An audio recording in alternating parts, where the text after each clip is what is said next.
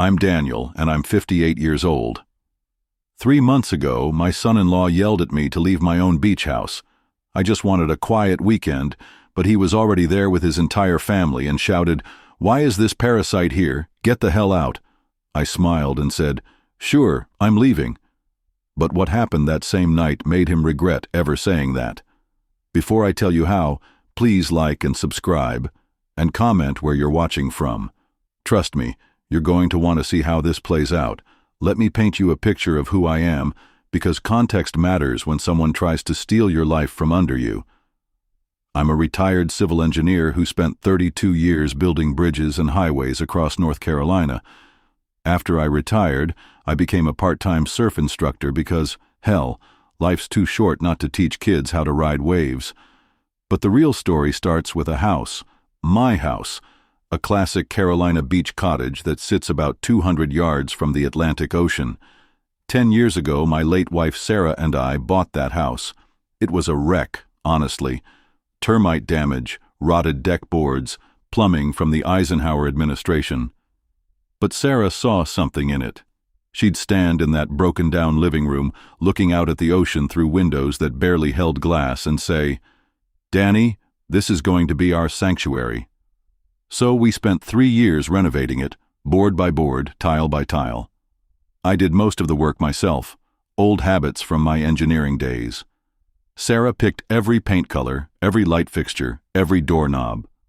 When we finished, it was perfect.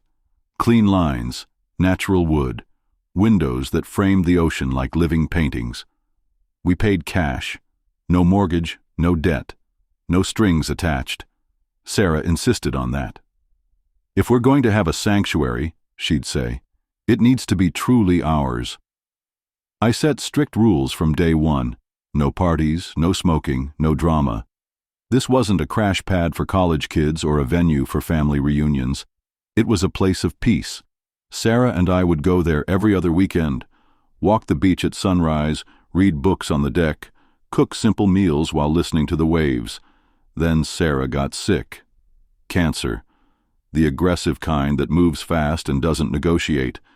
We spent her last 8 months fighting it, and when we weren't in hospitals or treatment centers, we were at that beach house. She died there, actually, on a Tuesday morning in September, with the windows open and the sound of waves filling the room. Her last words were, "Keep it peaceful, Danny. Don't let anyone ruin what we built." That was 4 years ago. Since then, I've honored her memory by keeping the house exactly as she wanted it. I go there twice a month, sometimes more. I maintain it myself. Fresh paint when needed, deck maintenance, keeping the garden she planted. It's my connection to her, my place to grieve, my place to heal. Now, about my family situation, because this is where the pain starts showing its teeth. My daughter Emma is 32, married to a man named Liam, who's 35, and works in procurement for a mid-size construction company. Emma is everything Sarah was: kind, thoughtful, conflict avoidant to a fault. She wants everyone to get along, wants peace at any cost. I love her for it, but it's also her weakness. Liam, on the other hand, is entitled in a way that makes my teeth ache.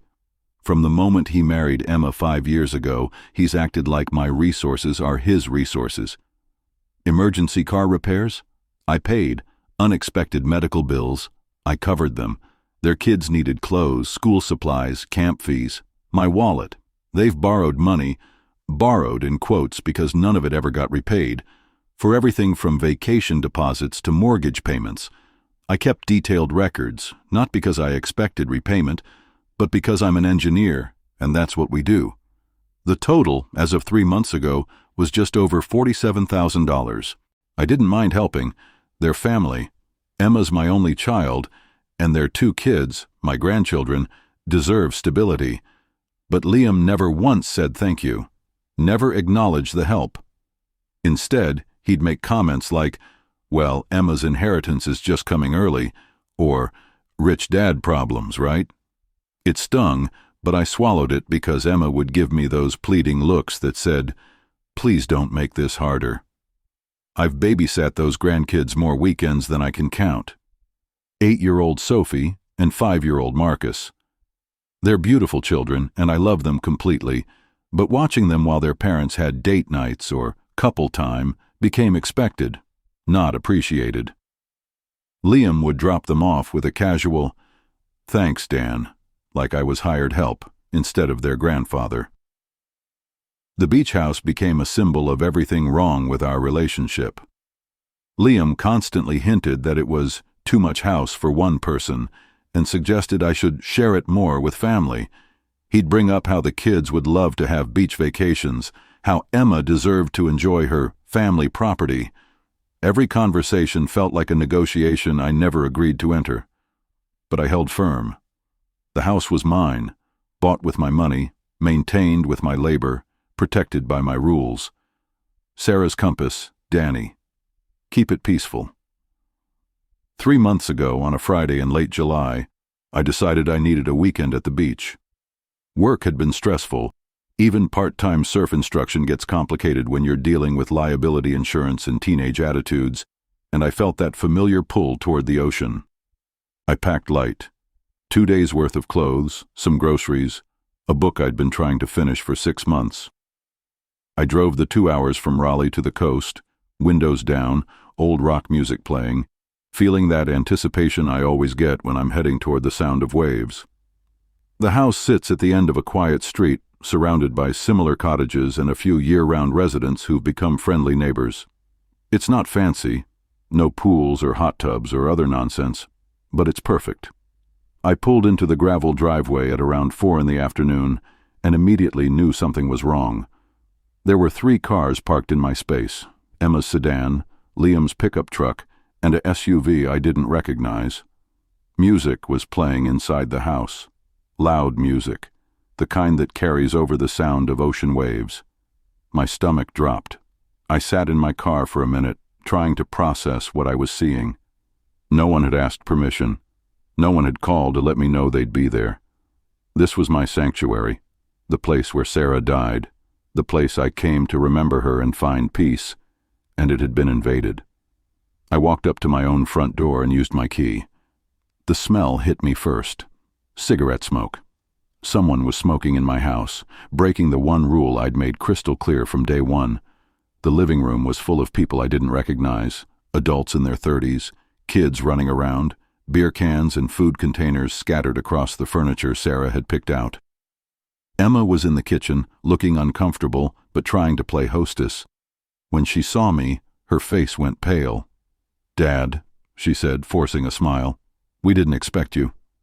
"In my own house?" I asked, keeping my voice level. "Why would you expect me anywhere else?" That's when Liam appeared from the back bedroom, beer in hand, grinning like he owned the place. Behind him were 2 other men I'd never met and a woman holding a martini glass.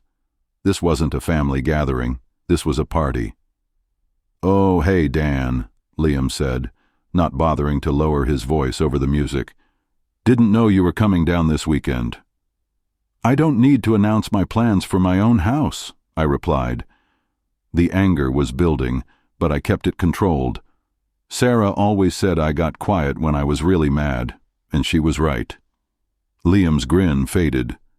He looked around at his friends, then back at me, and I could see something shifting in his expression, something ugly. "Look, we're having a good time here," he said. "Maybe you could come back tomorrow, or next weekend." The audacity was breathtaking. I stood in my living room, surrounded by strangers smoking cigarettes and drinking alcohol, being asked to leave by a man who had no right to be there in the first place. "This is my house, Liam," I said. "I paid for it. I own it. You don't get to ask me to leave." That's when his mask finally slipped completely. "You know what?" he said, his voice getting louder. "I'm sick of this. Emma's family has just as much right to this place as you do. More, actually, since you're just going to die and leave it to her anyway." The room went quiet. Even the music seemed to fade into background noise. Emma looked mortified, but she didn't say anything. She never did. Liam stepped closer to me, and I could smell the beer on his breath, see the meanness in his eyes. "Why is this parasite here?" he said, loud enough for everyone to hear. "Get the hell out." parasite. In my own house, in the place where my wife died, in the sanctuary we built together with our own hands and our own money. Something broke inside me in that moment. Not snapped, broke. Like a weight-bearing beam finally giving way after years of stress. But instead of collapsing, I felt myself go very, very still. I looked around the room at all these strangers holding drinks and cigarettes in my house. I looked at Emma, who was staring at the floor, unable to meet my eyes. I looked at Liam, who was still grinning like he'd won something. And I smiled. "Sure," I said. "I'm leaving." I turned around, walked back to my car, and drove away. But as I pulled out of the driveway, I made a quiet vow that no one else heard. You can have the couch for now, but not the power you think you have. The drive to the nearest motel took 15 minutes. I checked in, went to my room, sat on the bed, and started making phone calls. The first call was to my lawyer, Jim Brennan, who'd handled my will and estate planning. "Jim, it's Daniel. I need to know my options for removing unauthorized occupants from my property." "Slow down," Jim said. "What's going on?" I explained the situation in precise engineering terms, the facts, the timeline, the current status. Jim listened without interrupting. "Legally, you're in a strong position," he said. "It's your property, you didn't give permission, and you have witnesses to the confrontation. I can draft a trespass notice immediately. But Daniel, are you sure you want to go nuclear on your family?" "They went nuclear on me first," I replied. "I'm just responding with superior firepower." The second call was to my property manager, Rita Santos, who handled the rental bookings during the few weeks each summer when I allowed the house to be rented out for extra income. "Rita, I need you to do something unusual. I need a temporary utility suspension request filed with the power company and the water department. I'm the account holder, so it should be straightforward." "Daniel, what's happening?" "Unauthorized occupants. I need them motivated to leave." "I'll make the calls now.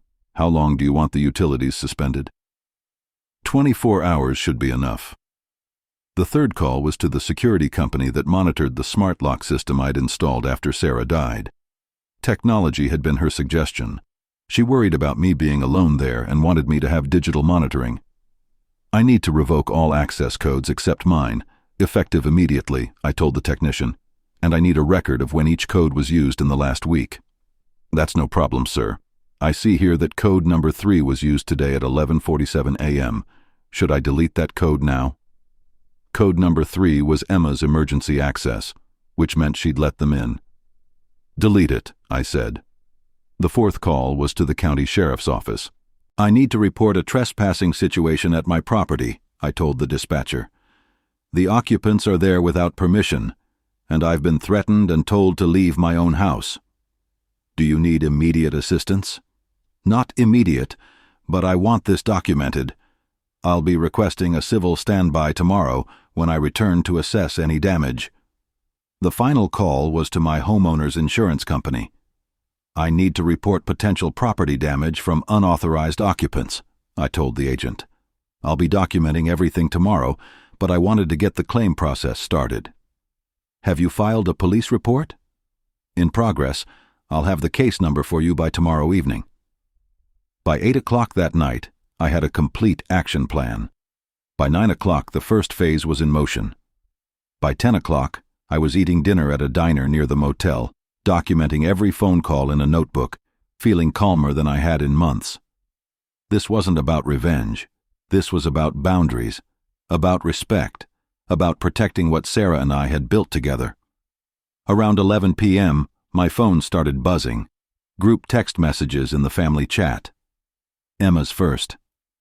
"Dad, can we please talk about this? Liam feels bad about what he said." Liam's response, sent just minutes later. "I don't feel bad about anything. Dan needs to stop being so selfish with that house." Emma again. "Please, both of you. The kids are asking where Grandpa went." I didn't respond. I was done talking. At 6:23 a.m. the next morning, my phone rang. Emma calling directly. "Dad, something's wrong with the house. The power went out last night and now the water's not working either." "That's unfortunate," I said. Did you do something? I secured my property from unauthorized occupants. Dad, please. There are kids here. Liam's nephews stayed overnight. Then perhaps their parents should take them somewhere with functioning utilities. This is cruel. What's cruel, Emma, is being called a parasite in my own home. What's cruel is having strangers smoke cigarettes in the house where your mother died. What's cruel is you giving out my access code without asking. Silence on the line. I didn't know they were going to have a party, she finally said, but you knew I didn't give permission for any of this.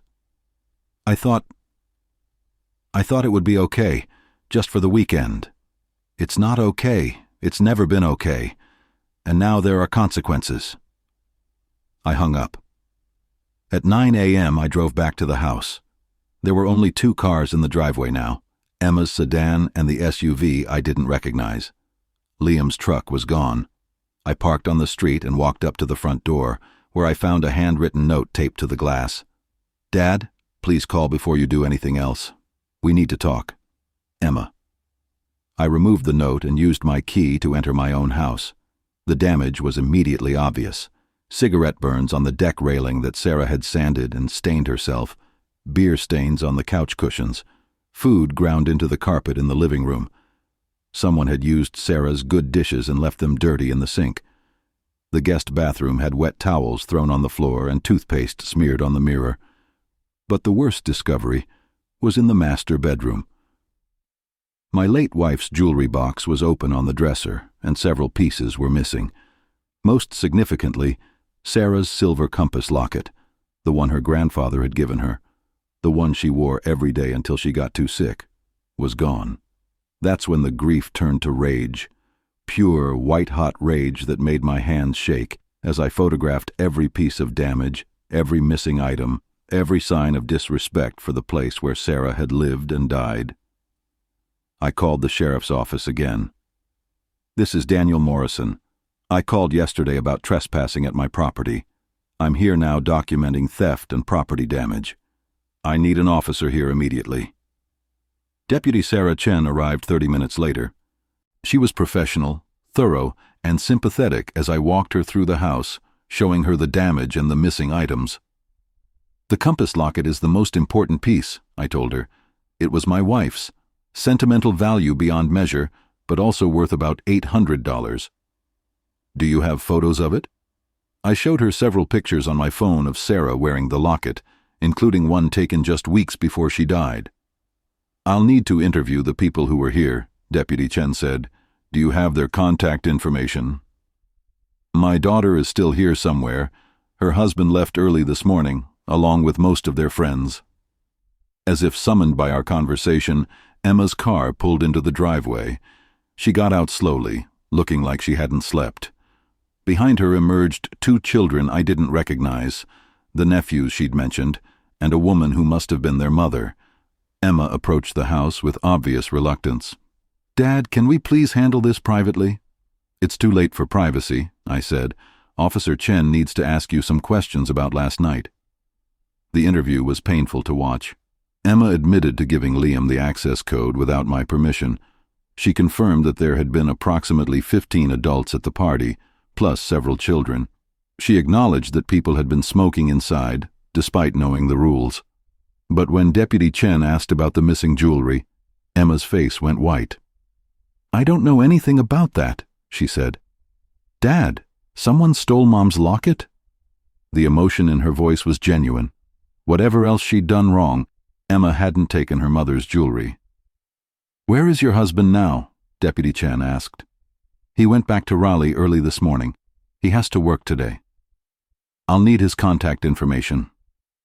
After Deputy Chen left, Emma and I stood alone in the damaged living room. The children had been taken to the beach by their mother, giving us privacy to have the conversation we'd been avoiding for years. I'm sorry, Emma said. I'm so sorry. I thought it would be okay. Liam said you were being unreasonable about the house, and I thought maybe if we spent a weekend here, you'd see that sharing it isn't such a bad thing. Emma, this isn't about sharing. This is about respect. This is about boundaries. This is about asking permission before you take things that don't belong to you. I know. You're right. I was wrong. And the locket? I swear to you, I didn't know anyone had taken it. I didn't even know anyone had been in your bedroom. I wanted to believe her. I needed to believe her. Where do you think it is? I asked. Emma's expression changed, becoming thoughtful and troubled. Liam's cousin Marcus was here last night. He was acting strange, kept going off by himself, and this morning, before Liam left, I saw Marcus loading boxes into his SUV. What kind of boxes? I don't know, but it seemed like more stuff than he'd brought with him. I called Deputy Chen immediately and passed along this information. She promised to follow up with Marcus and to check local pawn shops for the locket. The next few days passed in a blur of insurance calls, repair estimates, and family drama. Liam was furious about the police involvement and sent me a series of increasingly hostile text messages demanding I drop the charges and stop ruining his reputation over a stupid misunderstanding. I didn't respond to the texts, but I saved everyone. Emma, to her credit, immediately cut ties with Liam's family gathering plans and focused on making amends. She insisted on paying for the professional cleaning needed to remove the cigarette smoke and food stains. She researched craftsmen to repair the deck railing damage. She even offered to replace Sarah's dishes, though I told her that wasn't necessary. I want to make this right, she kept saying. I want to fix what I broke. You can't fix trust once it's broken, I told her. But you can build new trust through different actions. On Wednesday afternoon, Deputy Chen called with an update. We found your wife's locket, she said. It was pawned at Coastal Gold Exchange on Monday morning, about 3 hours after the party ended. We have security footage of the transaction. Who pawned it? Your son-in-law's cousin, Marcus Delacroix. But here's the interesting part. The footage shows your son-in-law Liam driving him to the pawn shop and waiting in the car while the transaction took place. The betrayal hit me like a physical blow. It was one thing to have strangers steal from me.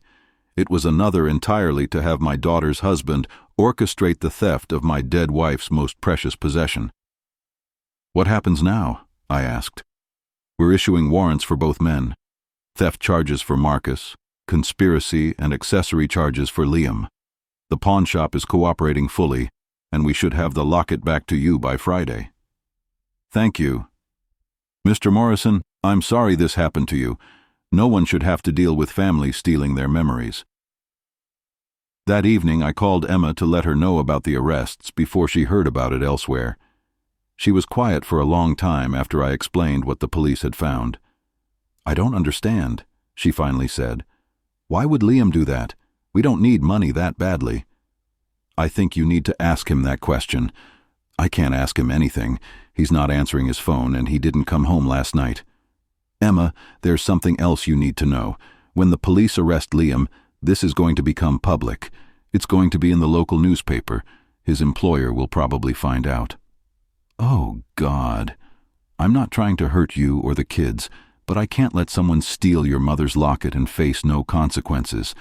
That locket is the last physical connection I have to the woman I loved for 28 years. I understand, she said. I do. I never thought Liam would do something like this. People show you who they are when they think no one's watching. The arrests happened on Thursday morning. Marcus was picked up at his apartment in Wilmington without incident. Liam was arrested at his workplace, in front of his co-workers and supervisor, which Emma later told me mortified him beyond words. But that was just the beginning of Liam's problems. Within hours of his arrest, his employer placed him on administrative leave pending an internal investigation. Apparently, having an employee arrested for theft raised red flags about his access to company funds and vendor relationships. By Friday afternoon, Emma called to tell me that Liam's company had discovered irregularities in his vendor payment processing and had expanded their investigation.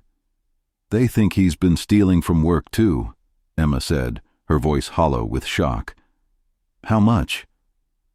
They won't tell me details, but they mentioned something about vendor rebates and kickback schemes. Dad, what if he goes to prison? Then he goes to prison. That's not your fault, and it's not my fault. That's the consequence of the choices he made. But the kids will be fine. They have a good mother who loves them, and they have a grandfather who will make sure they're taken care of. I feel so stupid. How did I not see what kind of person he really was? Because you loved him, and love makes us hope people are better than they actually are. There's no shame in that, Emma. The shame belongs to the person who chose to steal and lie. On Friday evening, I got my wife's locket back. Deputy Chen personally delivered it to me at the beach house, which I'd finally been able to return to after 3 days of cleaning and repairs. I sat on the deck where Sarah and I used to watch sunsets, holding the locket in my hands, feeling the weight of it. The familiarity of the engraved compass rose on the front. Inside was the tiny photo of the two of us from our wedding day, still perfectly preserved after 32 years. For the first time since the whole ordeal began, I cried, not from anger or frustration, but from relief. I had Sarah's locket back. I had my house back. I had my peace back. The next week brought developments I hadn't expected. The prosecutor's office called to discuss plea negotiations for both Marcus and Liam. Marcus, with no prior record and obvious remorse, was offered a deal: guilty plea to misdemeanor theft, 6 months probation, full restitution for the locket and pawn shop fees, plus a letter of apology. Liam's situation was more complicated. The theft charges were serious enough, but the ongoing investigation at his workplace had uncovered what investigators called a pattern of fraudulent vendor transactions going back 18 months. The district attorney was considering additional felony charges for embezzlement and fraud. "We can offer a plea deal on the theft charges," the prosecutor told me during a phone call. "Guilty plea, full restitution for damages to your property, and a no-contact order regarding your beach house, but the workplace charges would proceed separately." What does full restitution mean? All cleaning and repair costs, replacement of damaged items, and compensation for your inconvenience. We're estimating around $4,000 based on the documentation you provided. And the no-contact order?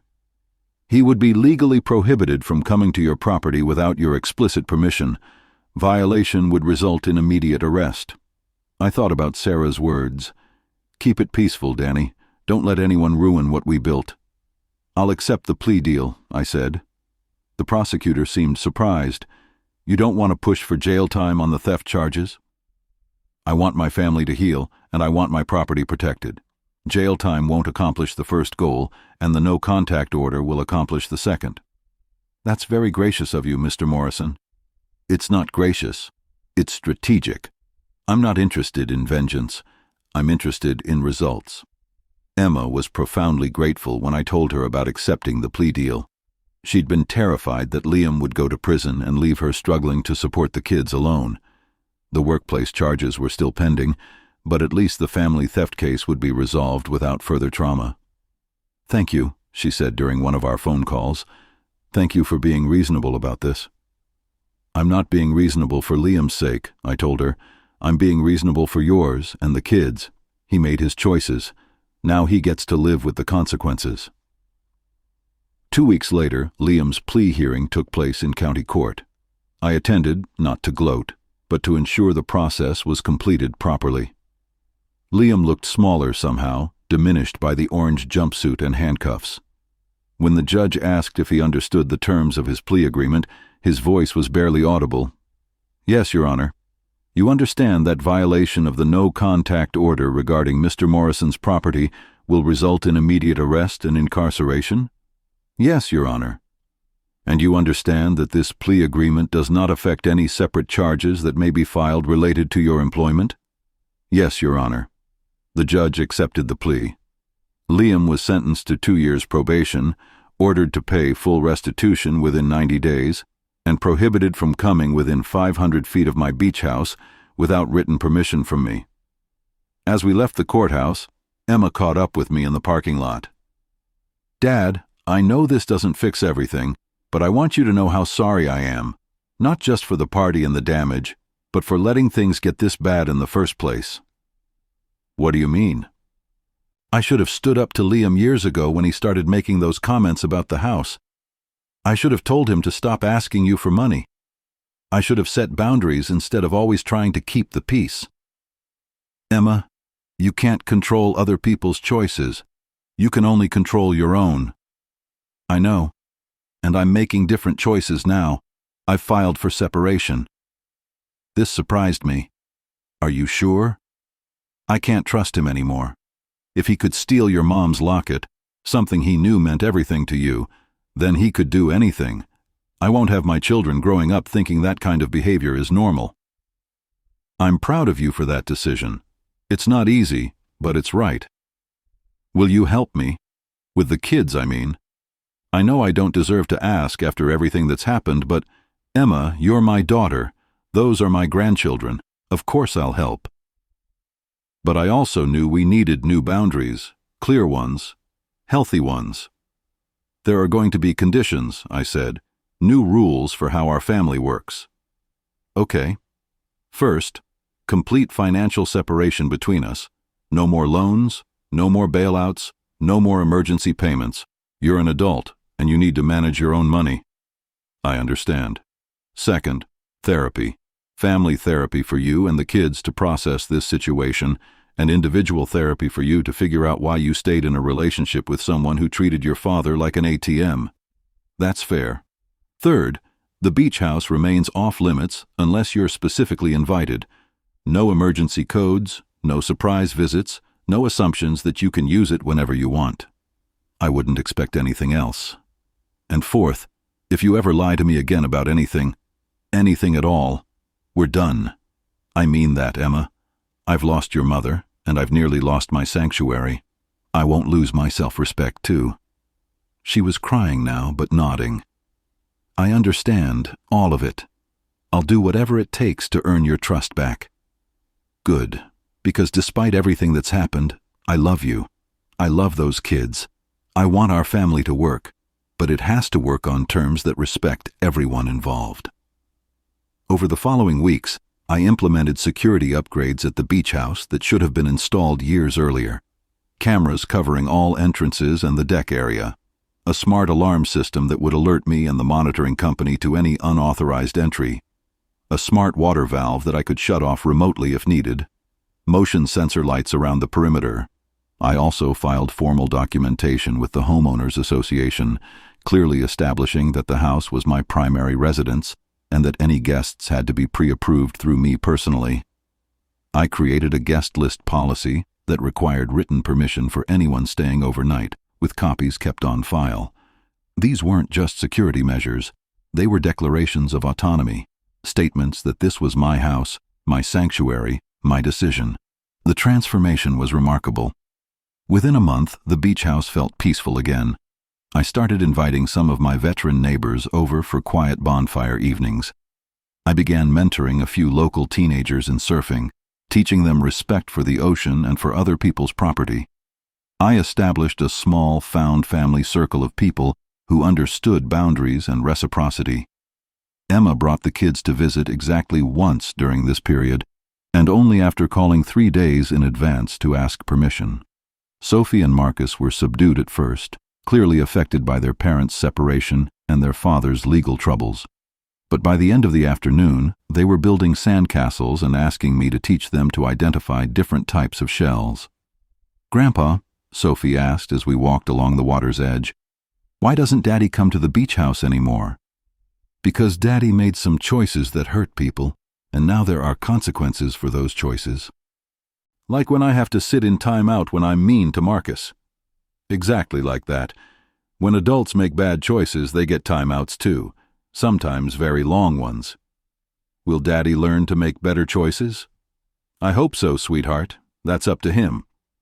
Meanwhile, Liam's workplace investigation had expanded into a full criminal case. The district attorney's office discovered that he'd been manipulating vendor payment systems to redirect rebates and kickbacks into personal accounts he'd set up using false documentation. The total amount stolen was just over $68,000 across 18 months. Emma kept me updated on these developments, though I could tell it pained her to discuss them. His lawyer says he might get 3 to 5 years if he's convicted, she told me during one of our weekly phone calls. How are you handling that? Better than I expected, honestly. I'm angry, but I'm not devastated. Does that make me a terrible person? It makes you a person who's finally seeing clearly. I keep thinking about all the times he complained about money, all the times he made me feel guilty for asking you for help. And he was stealing from his employer the whole time. Financial infidelity is still infidelity, Emma.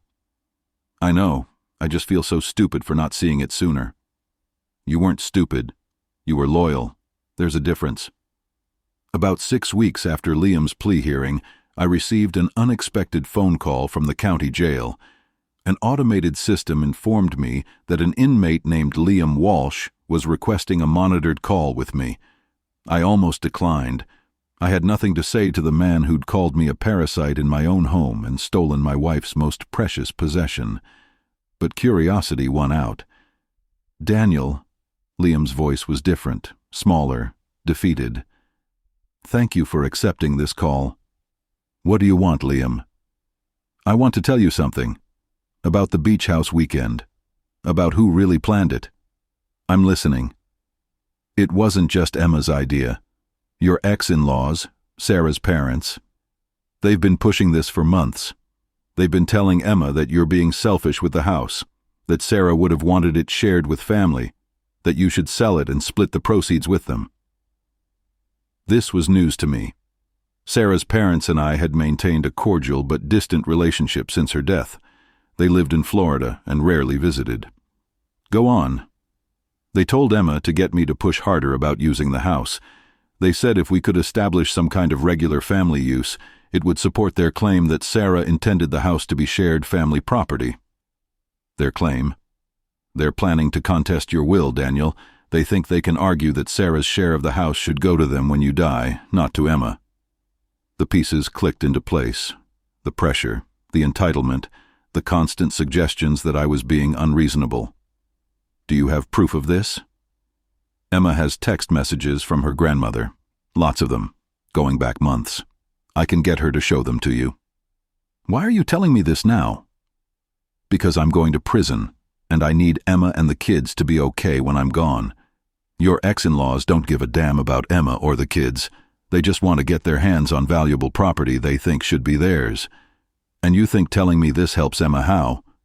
Because now you know who your real enemies are. It's not Emma. It's not even me, really. It's the people who manipulated both of us into this situation.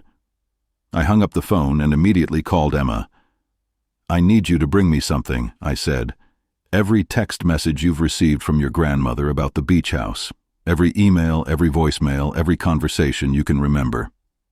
Dad, what's going on? Your father-in-law called me from jail. He told me some things I need to verify.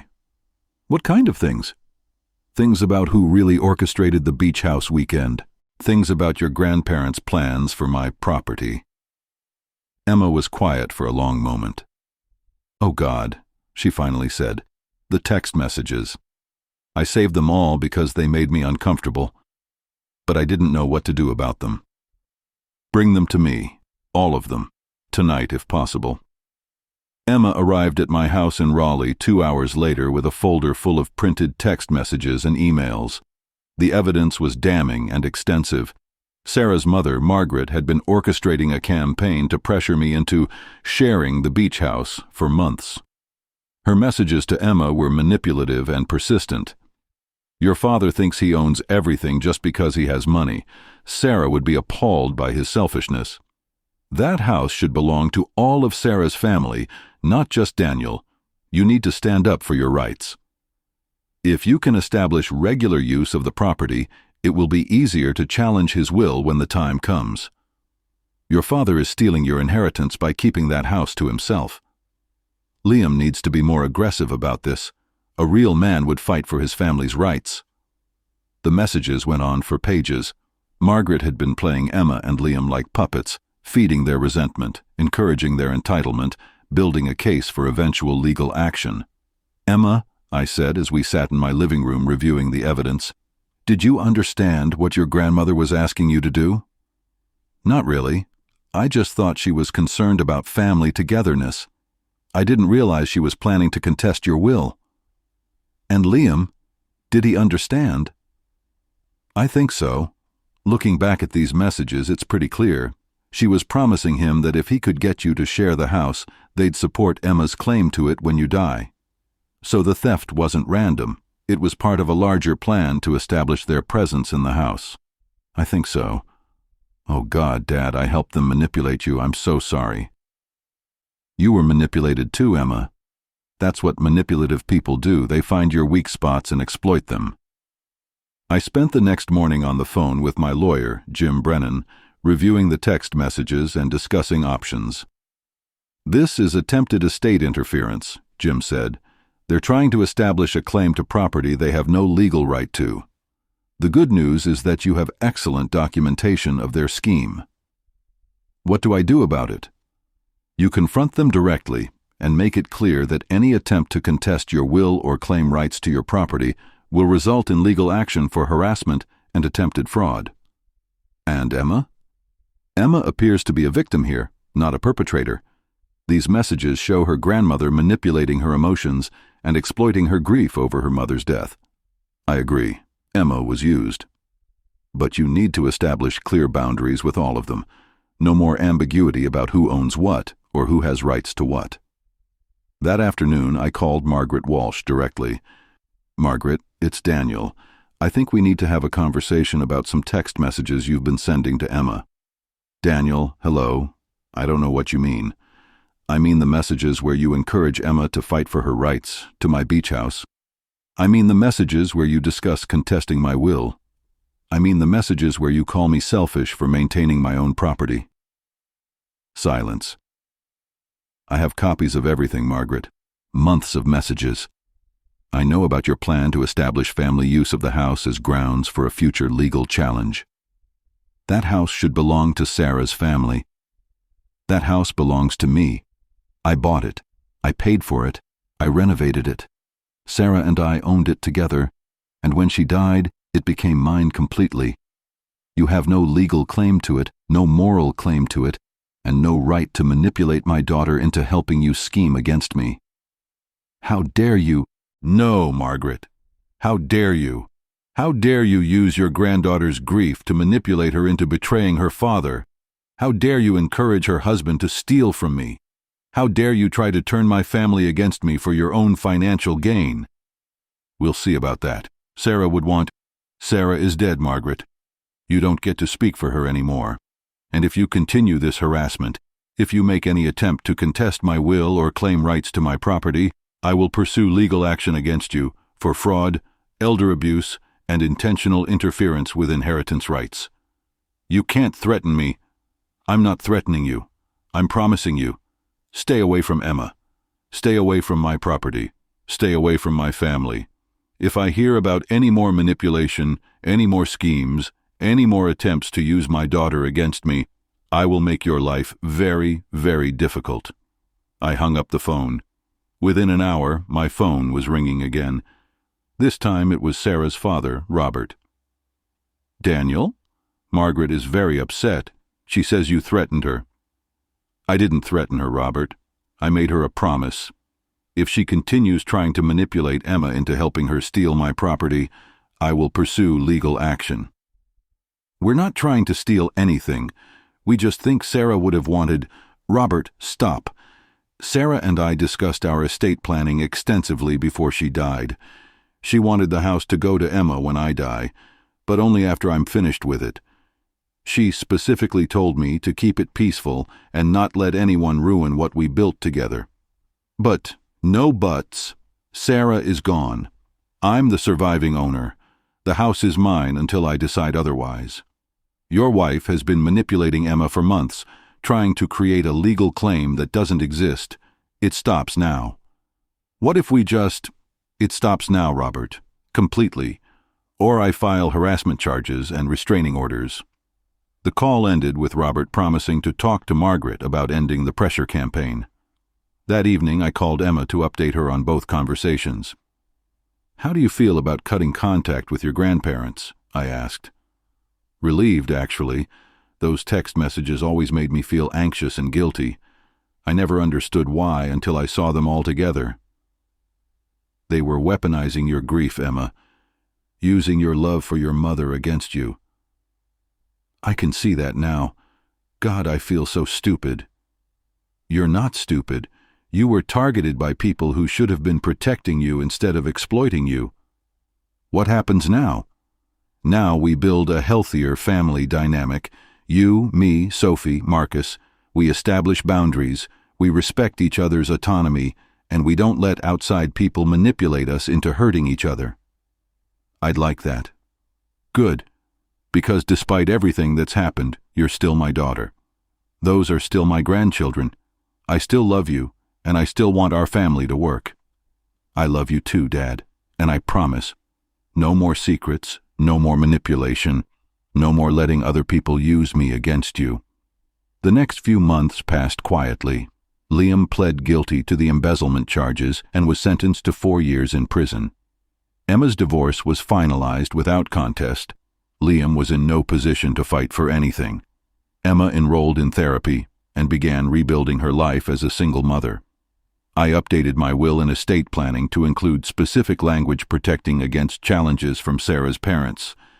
I also established a trust that would give Emma eventual ownership of the beach house while preventing her from being pressured to sell it or share control with anyone else.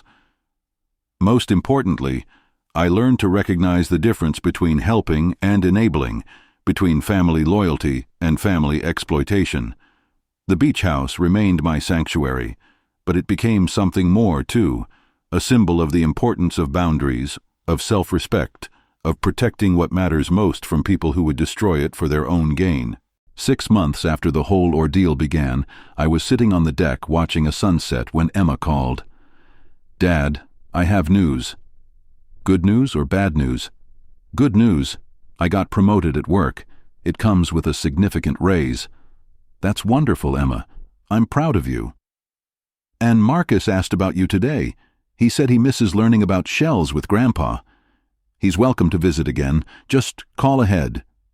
"I will. Dad?" "Yes?" "Thank you." "For what?" "For setting boundaries instead of cutting me off completely. For protecting yourself without destroying our family. For showing me what self-respect looks like." After we hung up, I walked down to the water's edge and pulled Sarah's compass locket from my pocket. I opened it and looked at our wedding photo, then at the engraved compass rose. "I kept it peaceful, Sarah," I said aloud. "I protected what we built." The waves whispered their eternal response, and for the first time in months, I felt completely at peace. The strongest revenge wasn't ruining a man. It was protecting what my wife and I built and showing my daughter what self-respect looks like. Sometimes the most powerful thing you can do isn't striking back in anger.